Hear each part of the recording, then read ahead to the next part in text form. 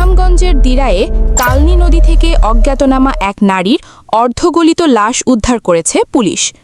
সোমবার দুপুরে রজনীগঞ্জ টানাথালি বাজারের পশ্চিম পাড় ফেরিঘাট সংলগ্ন কালনী নদীতে লাশটি ভাসতে দেখে স্থানীয়রা পুলিশকে খবর দেন। পরে পুলিশ ঘটনাস্থলে গিয়ে লাশটি উদ্ধার করে ময়নাতদন্তের জন্য সুনামগঞ্জ সদর হাসপাতালের মর্গে পাঠায়।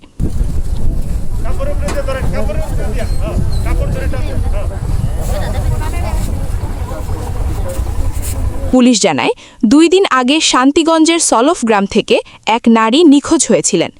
উদ্ধার হওয়া লাশটি ওই নারীর কিনা তা শনাক্তের চেষ্টা চলছে। একজন মানুষ নিখোঁজ হন আর স্বজনদের ঘরে নেমে আসে অপেক্ষার দীর্ঘ অন্ধকার। সেই অপেক্ষার শেষ যদি হয় নদীর পানিতে ভেসে ওঠা একটি মরদেহ, তাহলে এর চেয়ে নির্মম বাস্তবতা আর কি হতে পারে?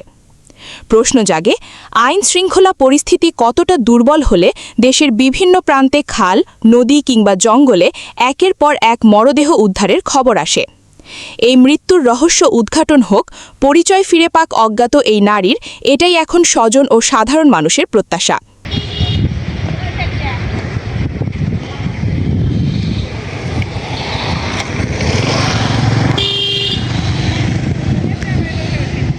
সুনামগঞ্জ থেকে নিজস্ব প্রতিনিধির পাঠানো তথ্যচিত্রে ডেস্ক নিউজ, দিলন্ত টিভি।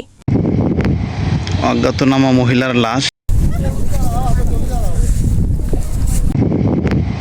অজ্ঞাতনামা মহিলার লাশ।